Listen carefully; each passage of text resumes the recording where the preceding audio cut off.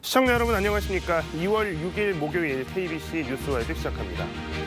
12.3 비상계엄 이후 시작된 탄핵 정국이 벌써 2달 넘게 지나고 있습니다.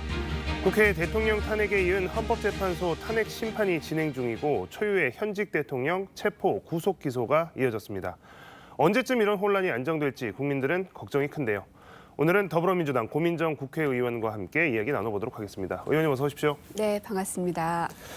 광주 뭐 이렇게 큰 행사 있을 때마다 이제 오셨던 것 같은데 오늘은 이번엔 또 어떤 일로 어떤 연유로 또 방문하셨는지 궁금합니다. 네, 지금 이제 윤석열 정부에서는 라이즈 사업이라고 이름 붙이고 있고 그저 이제 문재인 정부에서 쭉 해왔던 RIS 사업, 그러니까 즉 지역에 있는 지방 대학들도 살리고 지역 소멸들을 막기 위해서 지자체와 학교들이 좀 연대할 수 있는 그런 제도들을 하고 있는데 성과 보고가 오늘 있다고 해서 제가 교육위 위원이기도 해서 이런저런 말씀을 드리려고 오늘 참석하게 됐습니다.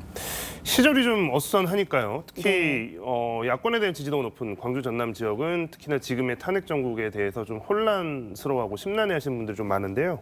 와서 이제 여러분들 좀 만나 뵙고 말씀도 좀 나누셨을 텐데 지역 분위기는 좀 어떻게 보셨습니까? 탄핵을 거쳤고 그다음에 이제 내란 우두머리에 해당되는 윤석열 씨가 구속까지 됐기 때문에 어느 정도 안정을 되찾지 않을까 하는 생각을 했었는데 그렇지 않은 이유는 이 서부지법 폭동이라는 초유의 상황이 발생했습니다. 사실은 법원 안에서는 살인 사건도 판결을 해야 되고 때로는 되게 무고하게 무죄임에도 불구하고 뭐 무기징역을 받는 이런 사건들도 많이 있습니다.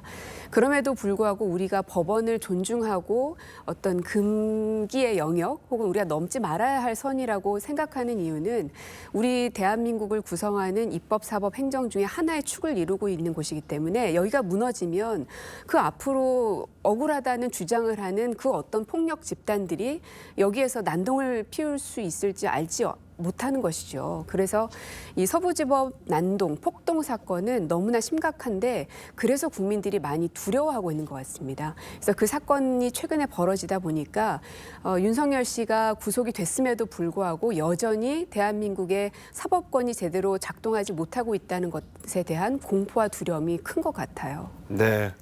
자, 윤석열 대통령 탄핵 심판 관련된 이야기 본격적으로 좀 나눠보도록 네. 할 텐데요. 먼저 영상 보고 와서 이야기 이어가도록 하겠습니다.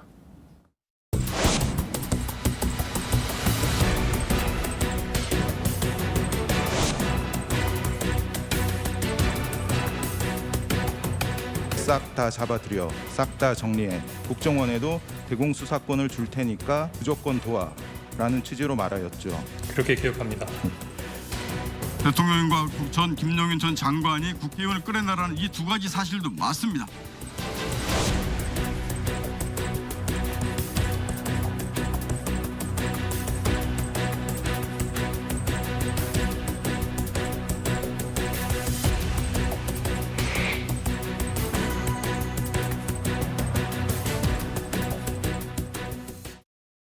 네.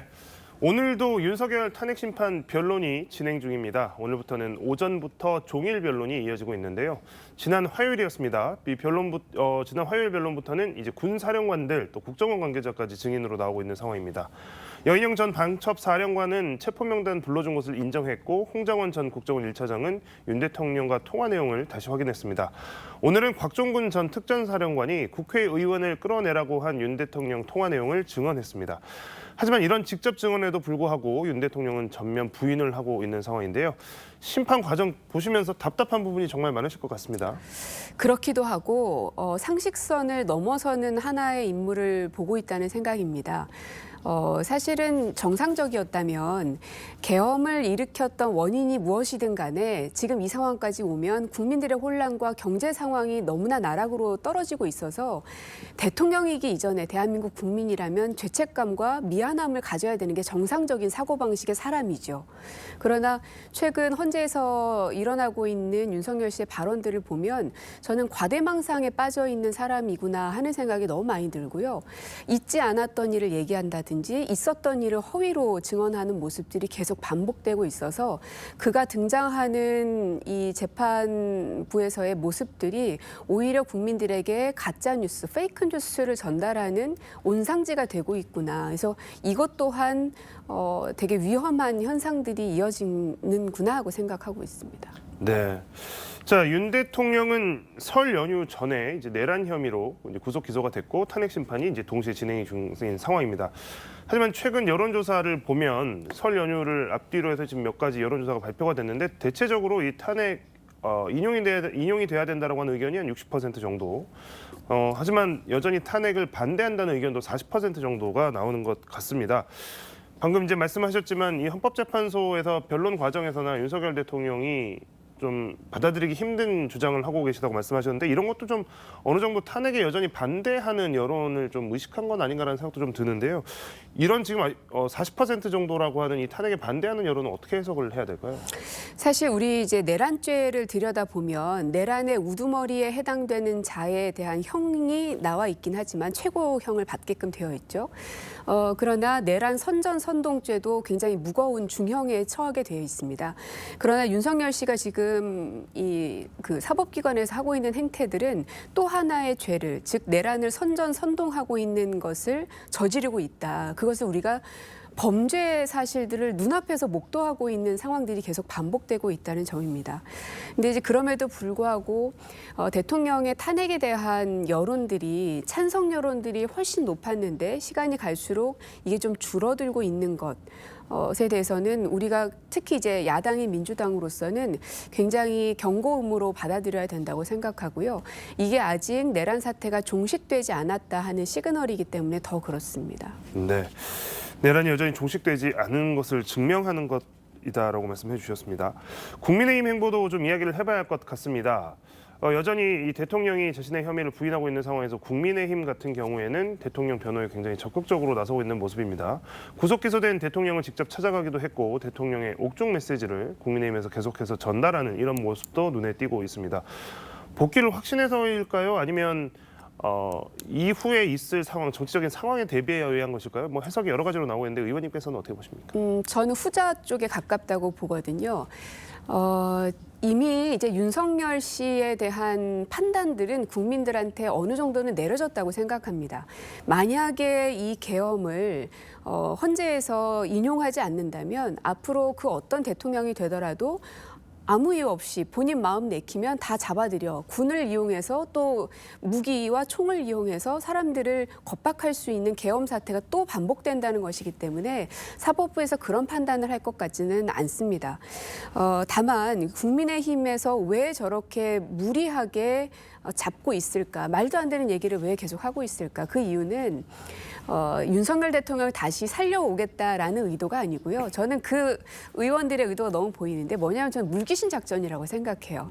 그러니까 뭐냐면 파면이 결정되기 전에는 국민의힘 입장에서는 어떠한 미래 비전을 그릴 수가 없습니다. 다음 정부에서는 혹은 내가 집권을 하게 되면 이런 것들을 하고 싶습니다라는 얘기를 하는 순간 윤석열 대통령의 파면을 인정하는 꼴이기 때문에 지금 가만 보시면 김문수 장관도 그렇고 오세훈 시장도 그렇고 명확하게 말들을 못하고 있습니다. 즉 본인들은 미래 비전을 전혀 못하고 있는 상황인데 민주당만 미래 비전을 계속 얘기하게 된다면 불리한 상황이 되겠죠. 그러니 우리도 못하니 너네들도 하면 안 돼 하는 방식으로 저는 계속 저희를 끌고 들어가는 거라고 생각해요. 그래서 탄핵 그러니까 이 대통령을 파면시키는 것이 아직은 끝나지 않았고 여전히 내란이 이어지고 있다고 말씀은 드리긴 했지만 저희 국회가 할 수 있는 역할은 거의 다 했다고 생각하고 이제는 사법부인 헌재의 판결을 제때 이루어질 수 있게끔 돕는 역할 정도만 필요한 것이고 지금부터는 국민의힘이 무슨 말을 하든 우리가 다음 정부를 그리고 다음 대한민국을 어떻게 그려나갈 것인지에 대한 비전 상들을 계속 끊임없이 보여줄 수 있어야 한다고 생각해요. 그게 바로 국민의힘에게 말려들지 않는 방법이라고 생각합니다. 네. 자, 지금 헌법재판소에서 지금 탄핵 심판이 이어지고 있고 그리고 이제 그 내란죄와 관련된 형사 소송도 이제 재판도 이제 진행이 되고 있고 그리고 국회에서는 지금 내란 국조 특위 청문회가 진행되고 있습니다. 활동 기한이 13일입니다. 계엄 관련된 비화폰 지급 같은 것들 의미 있는 내용들도 좀 나오고 있고요. 어제는 윤석열 대통령과 김용현 전 장관이 있는 구치소에서 현장 청문회까지 추진을 했지만 불발됐습니다. 국조특위 진행 상황 지금까지 진행 상황을 좀 보신다면 어떻게 평가를 하시겠습니까? 어쨌든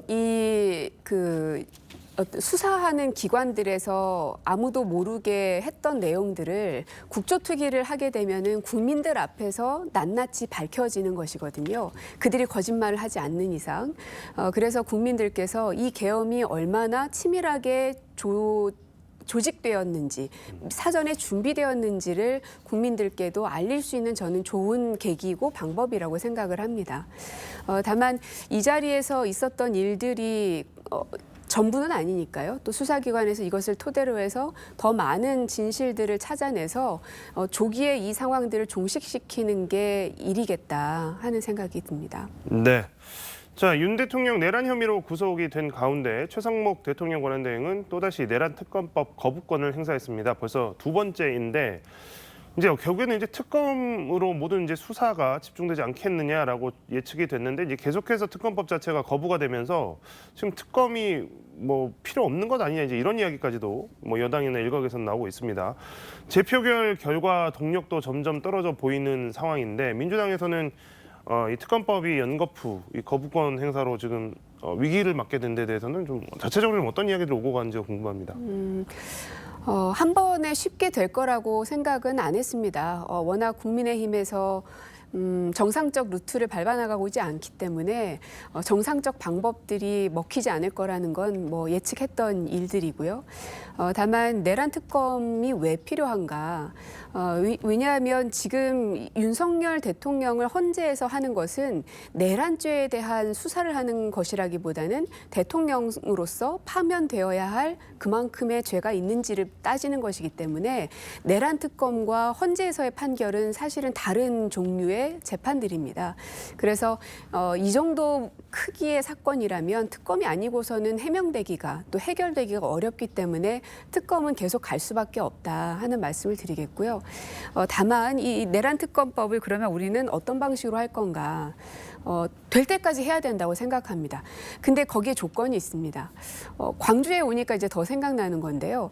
어떻게 해야지 내란 특검법을 될 때까지 하더라도 힘을 잃지 않으면서 갈 수 있을까? 그 방법은 저는 김대중 대통령님의 햇볕 정책의 방법이 좋은 방안이라고 생각합니다. 북한을 끌어내기 위해서 강압적인 힘으로써 물리치려고 하는 그런 방법보다는 계속 햇볕을 쬐서 스스로가 옷을 벗게끔 만드는 뭐 이런 것이잖아요. 그것처럼 지금은 이제 최상목 권한 대행이 일들을 해나가고 있는데 계속 윽박지르고 압력을 가하는 것보다는 어떻게 하면은 이 사람이 중도에게 혹은 일반적인 그냥 진보 보수를 떠나서 그 국민들에게 당신이야말로 국민들을 구했고 대한민국을 구했소라는 평가를 당신이 이렇게 하면 받을 수 있습니다. 라는 식으로 계속 유도하는 것들이 필요하겠다 싶습니다. 물론 쉽지는 않을 거고 시간이 걸릴 수도 있겠지만 계속 그러한 노력을 기울이는 것이 오히려 빠른 길이라고 생각이 들고요. 그래서 저는 김대중 대통령께서 그렇게 오랫동안 북한을 우리 대한민국이 끌어내려고 했지만 끌어나와지지 않는 그 상황들을 햇볕 정책 등을 통해서 성과를 내보셨던 것처럼 민주당도 좀 그런 방식으로 내란 특검 또 국민의힘을 유도하는 방법이 필요하지 않는 시점인가 그런 생각이 듭니다. 무엇보다 이제 특검을 계속해서 추진해 가는 과정에서 이 동력들을 어떻게 유지하는지가 최대 관건이 될 것 같습니다. 자, 윤 대통령과 국민의힘은 사법 절차에 대해서도 굉장히 시비를 강하게 이어가고 있습니다. 헌법재판관 성향에 대한 지적들이 계속 나오고 있는 데다가 이번에는 구속 취소를 청구했습니다. 이제 이런 움직임들이 하나씩 둘씩 계속해서 일련의 하나의 과정처럼 계속 이어지고 있는데 뭐 의도라고 할까요? 실제로 이것들을 통해서 노리는 거라고 할까요? 뭐 어떻게 봐야 되겠습니까? 뭐 소위 말하는 이제 살라미 방식인 것인데 참 구차하죠. 역시 지도자감은 아니구나 하는 생각을 다시 합니다. 이게 좀 뭔가 그래도 우리가 아무리 싫은 사람이어도 지도자라고 한다면 제가 다 책임지겠소. 뭐 나의 명령을 들었던 저 장군들 아무런 죄가 없어. 내가 다 그 지시를 내린 것이요라고 한다면 오히려 공격을 하는 야당 입장에서는 위축이 될 수밖에 없습니다. 왜냐하면 많은 국민들이 그래도 윤석열 대통령이 리더다운 모습을 보이는구나 할 수 있거든요. 그러나 지금 보이는 모습을 보면 그냥 평범한 삶 속에서의 인간 군상으로 보더라도 너무 구차한 모습을 보이고 있어서 어떻게 우리나라가 저런 사람 정도를 대통령으로 뽑았을까 하는 게 좀 부끄러워질 지경입니다. 네. 자, 탄핵 심판은 어쨌든 이제 시간이 가면서 어쨌든 결론을 내게 돼 있습니다. 그리고 탄핵 심판 이후에 이 정치 상황 또 혼란을 어떻게 수습할지가 또 모두 관심이 쏠리고 있는데요. 사실상 뭐 여야 모두 조기 대선의 가능성을 높게 바라보고 있는 것 같습니다. 정치권의 조기 대선 분위기 안 느껴질 수가 없으실 텐데요. 어쨌든 정치의 한 중심에 계시니까 지금 좀 어느 정도의 분위기, 어느 정도의 상황이라고 판단이 되십니까? 가장 민감하게 아는 사람들은 기자님들이시고 언론사이죠. 기사와 뉴스를 보면서 여론의 방향이 어떻구나를 저도 판가름하는데요. 그 기점은 저는 설 연휴 지나자마자였던 것 같습니다. 그 이전에 윤석열 구속은 이루어져서 어느 정도 큰 그 매듭은 좀 풀었다 하고 판단하시는 것 같고 그 이후에 국민들은 그러면 이 내란 세력들을 어떻게 처벌할 것이고 어려워진 경제 상황을 어떻게 끌어올릴 것인가라는 쪽으로 사람들의 시선을 많이 돌려줬고 그래서 언론에서도 그런 부분들을 많이 부각해서 물어도 보시고 보도도 많이 하시는 것 같습니다. 네. 자, 뭐 대선과 관련해서 가장 먼저 목소리를 낸 사람은 뭐 뜻밖에도 이준석 개혁신당 의원이었습니다. 퍼스트 펭귄을 비유를 하면서 대선 출마를 선언을 했는데요. 이른감이 없지 않다라는 의견도 좀 있고 또 의원님께서는 이준석 의원의 대선 출마 관련해서 좀 비판 의견도 내셨습니다. 네. 이준석 의원의 여러 가지 가능성이 있겠지만 일단 대선을 완주하겠느냐라는 의견부터 그다음에 실제로 영향력이 있겠는가라고 하는 좀 부정적 전망도 있는 것 같고요. 또 일부 세대나 일부 팬층에서는 많은 기대를 갖고 있다라는 의견도 있습니다. 이준석 의원의 대선 출마 선언은 어떻게 평가하시겠습니까? 사실은요, 저는 이준석이라는 정치인이 처음에 등장했을 때는 되게 반가웠습니다. 이제 민주당에는 이제 86 그룹들이 많습니다. 그분들의 공도 있지만 과도 분명히 있고 장강의 물결이 이제 앞물결을 밀어내야 되는 것처럼 세대 교체는 반드시 이뤄내야 될 숙제라고 생각을 하는데 아쉽기도 하지만 반가웠던 이유는 그래도 저쪽 당이지만 새로운 세대가 출연했구나. 그래서 무척 반가웠고 이준석 의원의 행보들이 좀 더 신선하고 좀 더 그야말로 앞 세대들보다는 새로운 뭔가를 보여주기를 굉장히 기대를 했었습니다. 그러나 그 이후에 보여줬던 모습들은 계속해서 혐오의 말들을 쓴다든지 아니면 특히나 이 남성과 여성들을 갈라치기 하는 그런 수법들을 쓰는 걸 보면서 이게 무슨 구태의연한 기득권 정치 세력들하고 뭐가 다른가. 그저 이 신체적 나이가 어리다고 해서 그게 세대 교체인가. 저는 그렇지 않다고 생각합니다. 겉껍데기는 새 것이지만 안에 있는 내용물이 오래된 것이라면 그것을 어떻게 우리가 새로운 것이라고 볼 수 있겠습니까? 그래서 이준석 의원에 대해서는 기대가 워낙 컸기 때문에 실망감도 더 큰 것 같고요. 그래서 과연 이번 대선에서 완주를 할 것인가? 저는 두 가지 경우의 수를 이준석 의원 스스로도 다 염두에 두고 있다고 생각하는데 뭐냐 하면 만약에 민주당이 압도적으로 이기는 것으로 계속 그 선거 날까지 우리가 주도해서 간다면 완주를 하겠죠. 왜냐하면 본인이 국민의힘으로 가는 게 아무 의미도 없을 것이고 그쪽에서 부르지도 않을 거고요. 그러나 이제 국힘이 어느 정도 가능성이 자꾸 생겨나게 되면 본인의 몸값을 올리는 작전을 쓸 겁니다. 그러면 국민의힘에서는 받아 앉지 않을 수가 없게 되겠고 뭐 거기에 너무나 능수능란한 사람이기 때문에 그래서 아마 완주를 할지 말지 두 가지 다 본인은 염두에 두고 있다고 생각하고요. 다만 이분의 정치 스타일들을 보면 국민의힘에서 어떤 방식으로 본인이 찍혀져 나갔는지 다 알지 않습니까? 대표였는데도 불구하고 찍혀져 나갔죠.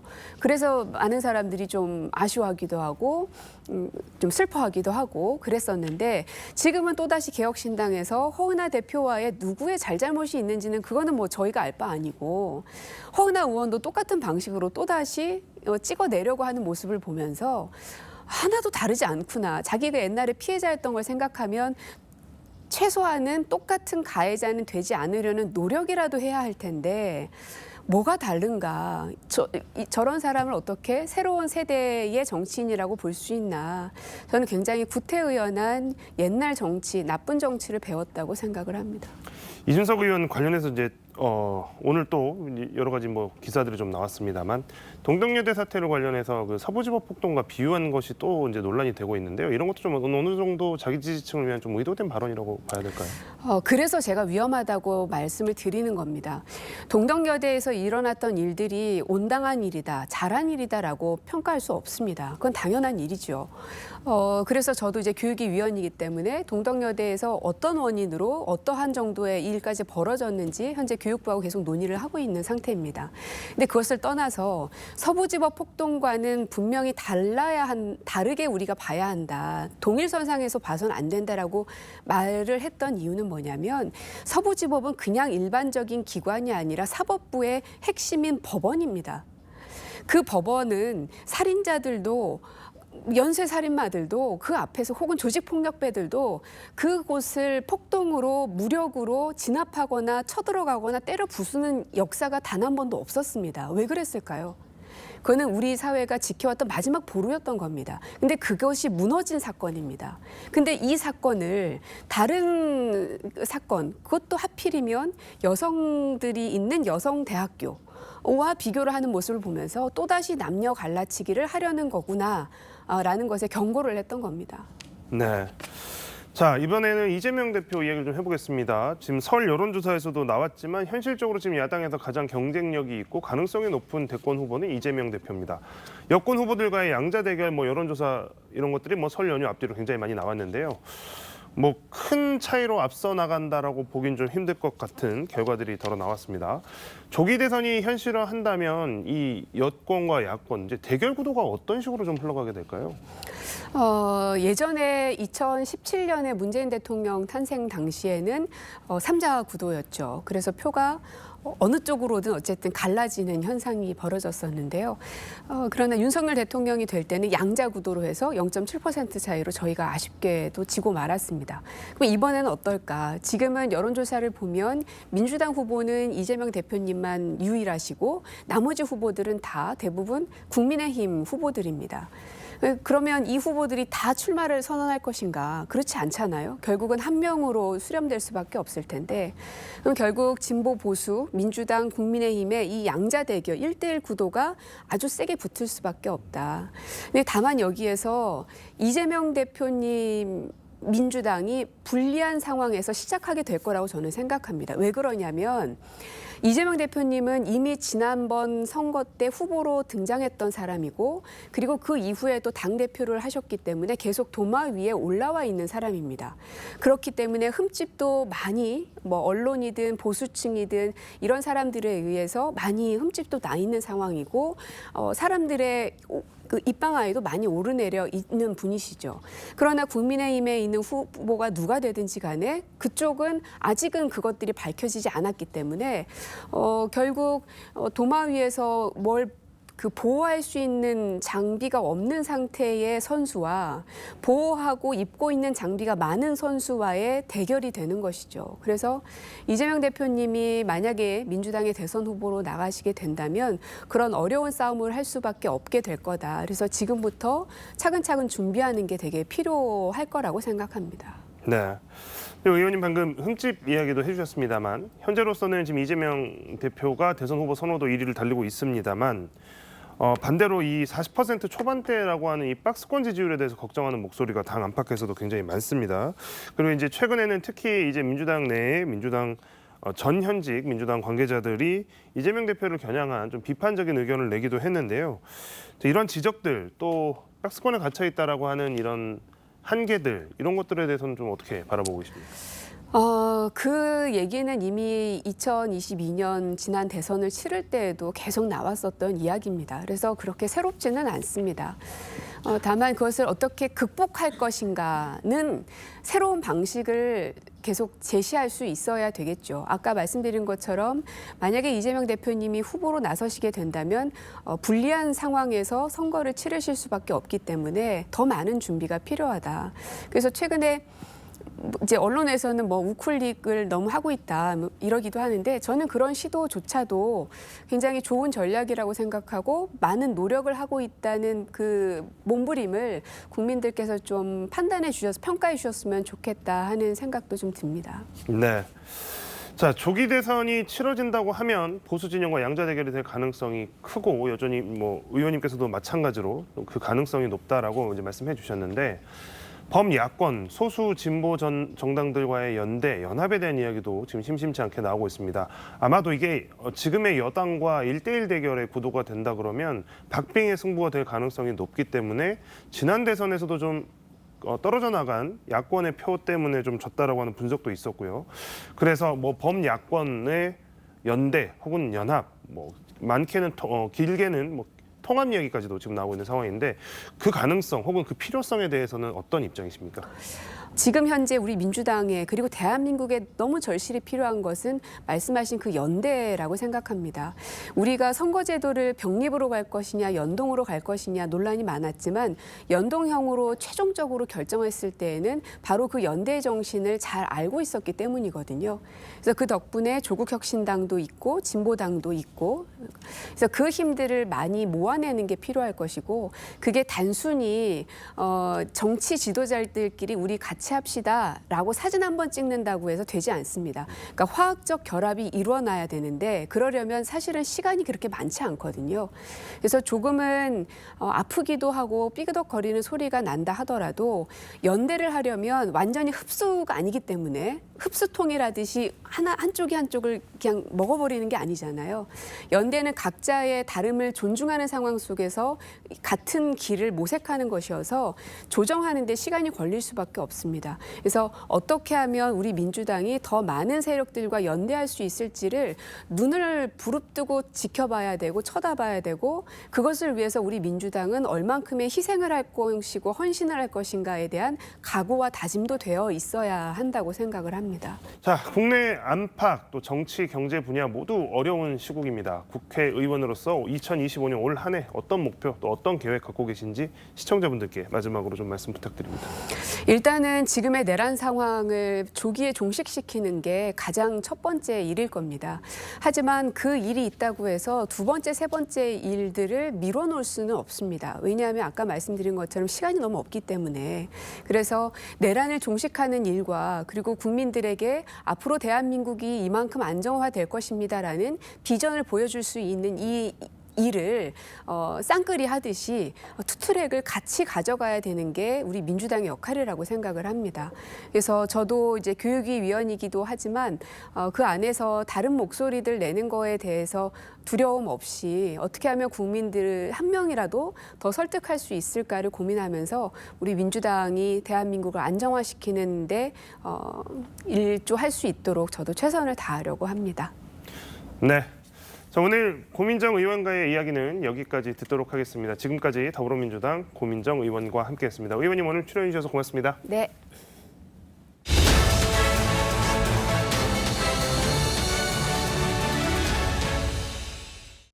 서울광역방송센터입니다.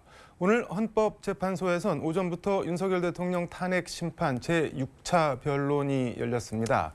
여의도 초대석 박지원 더불어민주당 의원과 정치권 현안 짚어보겠습니다. 의원님 어서 오십시오. 네, 안녕하세요. 오늘 헌재 6차 변론 보니까 황교안 전 총리가 윤석열 대통령 변호인단에 합류를 해서 마스크를 쓰고 들어오는 모습이 화면에 잡힌 게 눈에 띄던데 아마 부정선거 이 주장을 좀 세게 하려고 영입을 한 것 같은데 어떻게 보세요? 글쎄, 왜 거기에 황교안 웃기는 거죠. 오늘 뭐 헌법재판소는 엊그제처럼 완전 코미디겠죠. 거짓말. 입만 벌리면 윤석열은 거짓말 하잖아요. 네. 불리하면 눈 감고. 그런 연속이 될 거예요.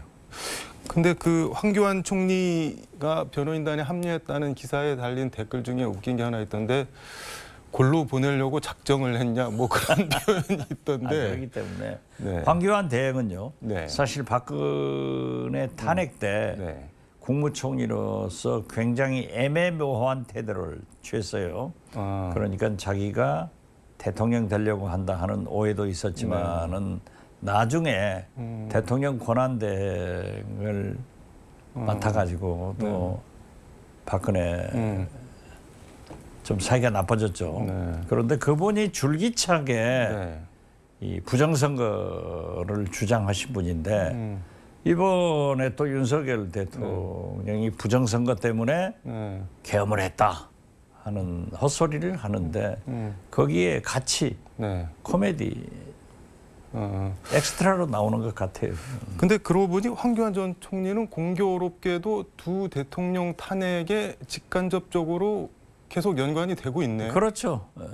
그리고 계속 네. 뭐 대통령 후보도 나오고 뭐 여러 가지 정치권을 기웃거리지만은 성공한 것은 없죠.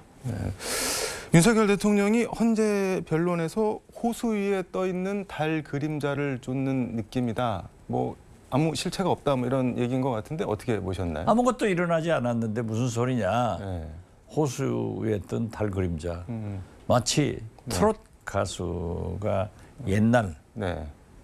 유행했던 노래를 연상시키는 얘기를 하더라고요. 김부자 씨 달타령 뭐 달아달아 발견자라 그런 건가요? 또 옛날에 네. 아주 옛날 노래 내님은 누구일까 어디에 계실까 네. 하면서 호숫가 벤치에 앉아 있다 이런 것을 연상하는데 그냥 해본 소리겠죠. 시적 감정을 자기는 좀 표현했다 하지만은 네.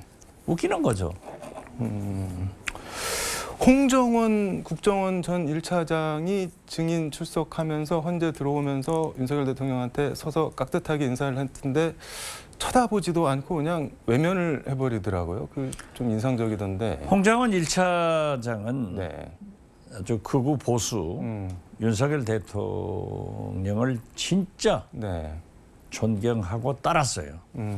그렇지만은 윤석열 대통령으로부터 네. 부당한 명령을 받고 국정원법에 의거해서 네. 거부를 했고 더욱이 네. 윤석열 대통령이 여인영 반첩사령관과 협력해라 해서 여인영 반첩사령관이 체포조 명단을 줄 때 미쳤다 하고 거부해버렸잖아요. 네. 이게 엄청난 공로를 세운 거예요.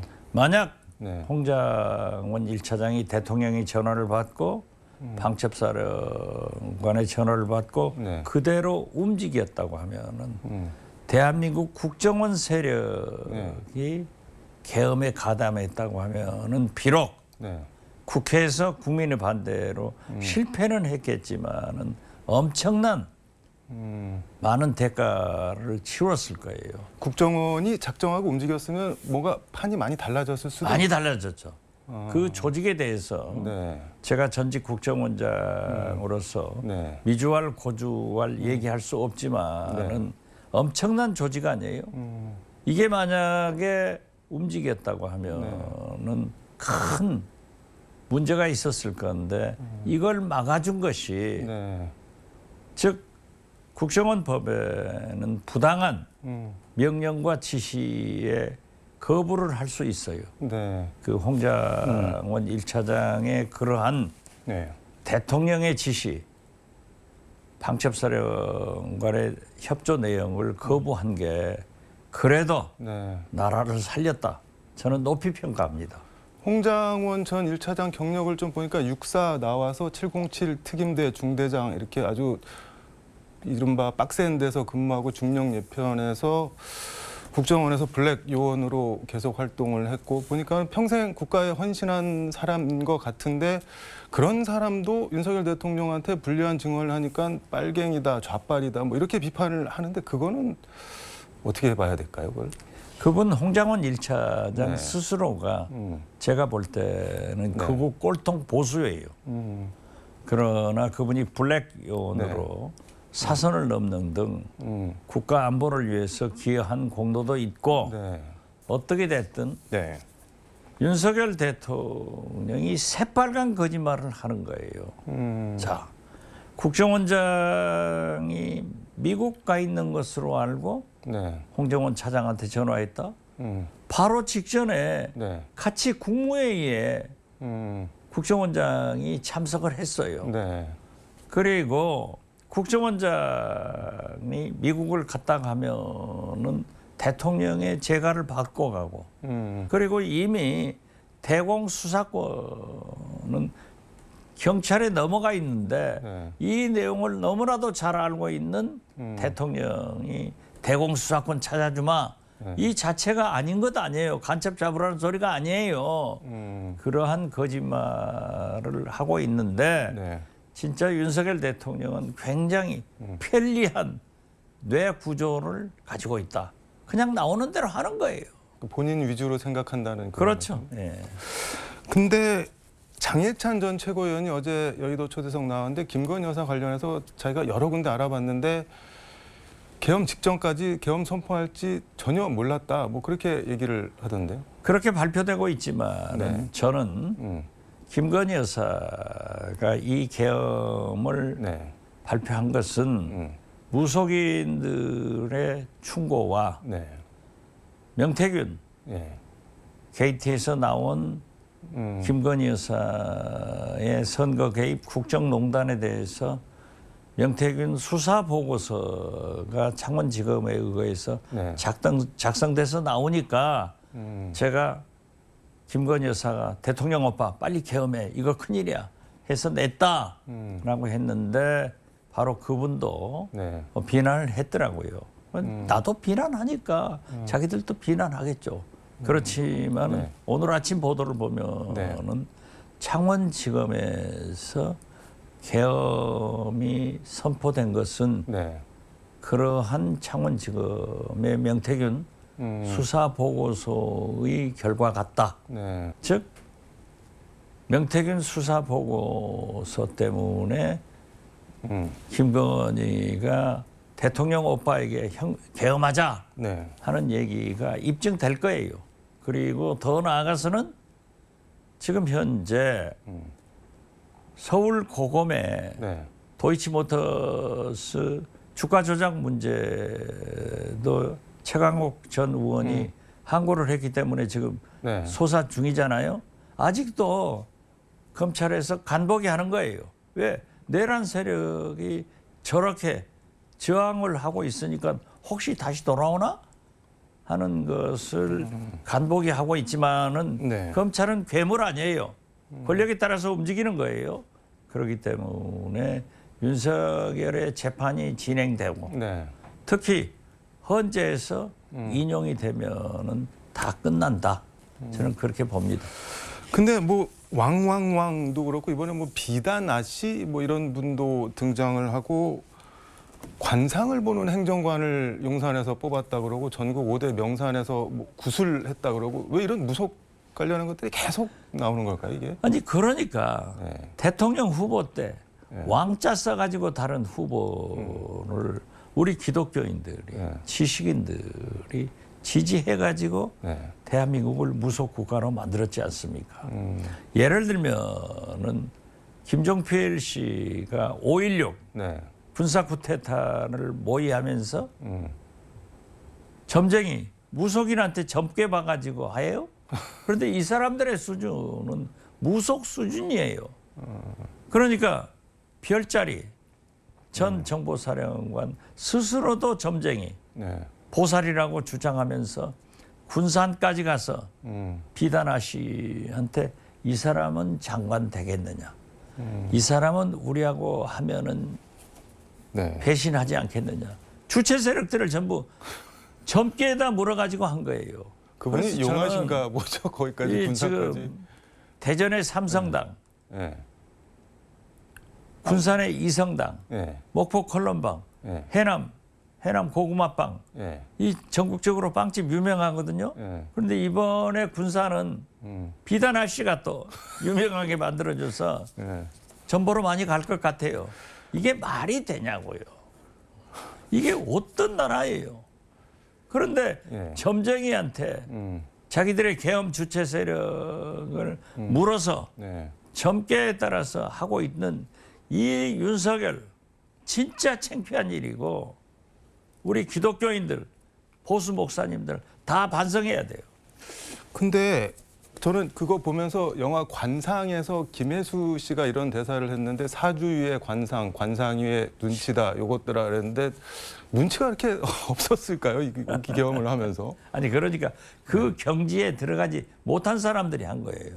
저도 관상을 봤지만 항상 그러잖아요. 관상 위에 심상이다. 심상. 예. 마음을 좋게 써라. 그런 얘기를 한다고요. 그러니까 이게 우리의 일종의 샤머니즘, 무속인데 네. 우리가 거기를 많이 의지하는 것도 사실이에요. 그렇지만은 국가를 경영하는 사람들이 계엄을 나라를 먹겠다고 하는 사람들이 점쟁이한테 가서 물어가지고 사람을 선정할 정도로의 두뇌 구조를 가졌으면 역시 윤석열 두뇌는 연구 대상이다. 저는 그렇게 봐요. 무속 얘기는 이 정도로 하고 그 미국 외교 전문지 포린 폴리시가 재밌는 기사를 재밌다는 표현이 좀 그렇지만 한국에 관련한 기사를 썼는데 제목이 한국 보수당 의원들 트럼프의 지원을 얻기 위해 필사적 노력. 그런데 이 노력을 비드 입찰이라는 표현을 썼는데 막 달라붙었다 뭐 그런 뉘앙스인 것 같은데 결론은 뭐 꿈깨라 뭐 이런 취지로 기사를 썼던데 그 기사에 대해서 페이스북에서 평가를 하셨던데 저는요. 네. 미국의 외교 전문지 등 포린 팔리시, 네. 포린 어피어스가 쌍벽을 이루는 아주 전문지인데 포린 팔리시에 나온 기사는 네. 전 세계의 외교관, 특히 미 국무성, 네. CIA, 나아가서는 우리 한국 대사관의 네. 조셉 윤 대사도 봤을 거예요. 그 포린 팔리시의 기사가 네. 함의하는 것은 굉장히 커요.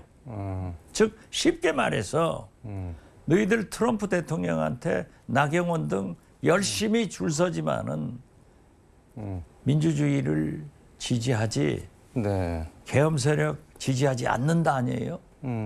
여기에다가 이재명 대표에 네. 대해서 실용주의 노선 등 굉장히 높이 평가를 했더라고요. 네. 이것을 읽고 저는 이재명을 보면은 네. 김대중의 과거하고 오버랩되는 게 많아요. 이념적으로 상당히 의심을 받고 있는데 이번 포린 팔리시 기사가 네.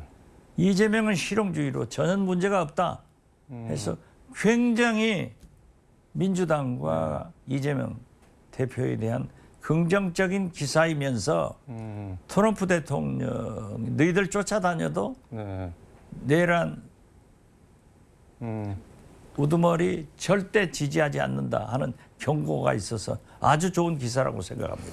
그러니까 기사 쓴 사람 보니까 이름이 미셸 킴이라고 돼 있던데 한국계인 것 같은데 한국을 좀 잘 아는 사람인 것 같은데 이재명 대표에 그러니까 대해서 기자나 그 기사를 누가 썼느냐 네. 이것도 중요하지만은 그 기사를 폴린 팔리시에서 편집장이 게재했다. 네. 그리고 이것은 전 세계에서 본다. 그래서 저는 우리 민주당이 이 기사만은 좀 복사해서 네. 우리 민주당 당원들이나 우리 한국의 오피니언 리더들, 뭐 학계 이렇게 좀 홍보를 했으면 좋겠어요. 그러니까 이재명 대표에 대해서 트럼프의 변덕스러운 외교수를 헤쳐나갈 수 있는 적응력 강한 리더로 자리매김 중이다. 그러면서 두 사람이 뜻밖의 파트너십을 구축할 수 있다 이렇게 평가를 했던데 이재명 대표를 이 잡지는 트럼프의 상대로 자리매김을 그냥 아예 이렇게 하고 있네요 보니까. 완전히 인정을 한 거죠. 소위 JM을 인정했다, 네. 이재명을 인정했다 하는 것은 제가 볼 때는 주한 네. 미국 대사로 오신 조셉 윤 대리대사 등도 네. 이재명 대표를 만났을 거예요. 만난 것으로 알고 있는데 이러한 이미 평가는 잘 끝났구나 해서 안심할 수가 있다. 그렇게 봐요. 근데 여론조사를 보면은 이재명 대표가 1대1 대결 구도에서 여권 후보들을 압도하지는 못하는 것 같습니다. 오차 범위 안에 있다는 결과가 많이 나오는데 이건 어떻게 보세요? 이것은 이미 보수들은 윤석열 버렸어요. 네. 버리고 목표가 오직 민주당 이재명이 대통령 돼서 안 된다는 그러한 네. 구도로 넘어갔어요. 그렇기 때문에 저는 지난 설 연휴에 네. 해남, 완도, 진도, 목포, 광주에 가서 열 하루 동안 네. 있으면서 170여 번의 주민들과 소통을 한서의 결론은 네. 특히 광주 KBC 정치부장 등 네. 언론사 9분의 정치부장들과 얘기를 해도 네. 이재명에 대해서 조금 편향된 시각을 가지고 있더라고요. 그래서 제가 물어봤어요. 그렇다면은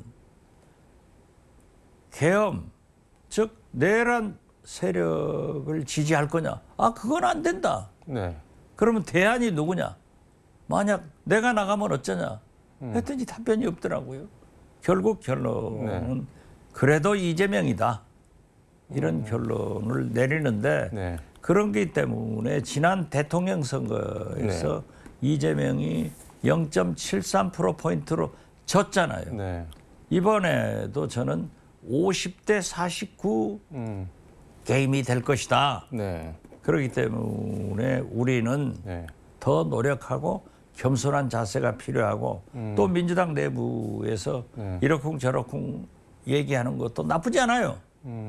뭐 김부겸이건 네. 김경수건 김동연이건 김두관이건 정책 대결해서 결정해야죠. 그래서 나쁘지 않지만은 단 이 네. 시대의 최고의 개혁은 윤석열을 징역 보내는 거고 네. 최대의 혁신은 정권 교체가 필요하기 때문에 지금은 뭉쳐서 싸우고 이기자로 가자는 거죠. 근데 그래도 이재명이라고 말씀을 해주셨고 51대 49 싸움이 될 거다라고 말씀을 해주셨는데 이재명 대표가 지지도도 1인데 비호감도 조사도 압도적 1등인데 이게 그러면 51대 49 싸움에서 비호감이 저렇게 확실하면은 위험한 거 아닌가요? 그렇게는 안 봐요. 이 정치권의 네. 모든 지도자들이 지난번 대통령 선거도 비호감도 1등이 윤석열 아니었어요. 아 지난번에는 윤석열 대통령이 2등이 네. 이재명. 그렇기 때문에 호감이 있으면 비호감도 있죠. 박지원도 다 좋은 게 아니잖아요. 나쁜 사람이 있죠. 정치란 게 그런 거기 때문에 저는 네. 이번 대통령 선거는 내란 세력과 네. 내란 반대 세력의 대결이다. 그렇게 봐요. 그래도 이재명 이 말씀은 이재명밖에는 현재로서는 없다 이렇게 들어도 되나요? 저는 그렇게 보고 있습니다. 예. 알겠습니다. 시간이 다 돼서 오늘 말씀은 여기까지 듣도록 하겠습니다. 고맙습니다. 네, 감사합니다. 지금까지 서울광역방송센터에서 박지원 민주당 의원과 함께 전해드렸습니다.